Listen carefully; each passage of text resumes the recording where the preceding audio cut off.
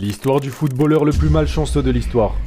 Michael Ballack, un des meilleurs milieux du monde dans les années 2000, mais sa carrière c'est une succession de drames. 2002, il porte Leverkusen sur ses épaules, le club joue 3 titres, Bundesliga, Coupe, Ligue des Champions. Mais c'est là que la malédiction commence. 3 compétitions, 3 finales et 3 défaites. En un mois il perd tout, mais il ne s'arrête pas, il se relève. Il amène l'Allemagne en finale de Coupe du Monde, et là encore il brille en demi-finale, il marque, mais il prend un carton jaune, suspendu pour la finale. Il ne peut rien faire sauf regarder ses coéquipiers perdre sans lui. 4 titres possibles cette année-là, 0 gagné. Ballack venait de vivre l'année la plus cruelle de l'histoire moderne. Il abandonne pas, il signe au Bayern, et là enfin il gagne, 3 championnats, 3 coupes nationales. Mais ce n'est pas ce qu'il recherche, parce que Ballack, lui, il veut marquer l'histoire. Alors il change de club, il rejoint Chelsea, encore un nouveau départ, encore de l'espoir, mais le sort s'acharne. En 2008, nouvelle finale de Ligue des Champions, encore une défaite, au tir au but. Et comme symbole cruel, l'année où Chelsea gagne enfin la Ligue des Champions, Ballack n'est plus là, blessé, parti, oublié. Et encore cette seconde place qui lui colle à la peau. Et comme si ça ne suffisait pas, quelques semaines plus tard, il perd la finale de l'Euro 2008 avec l'Allemagne, encore un rêve qui s'effondre.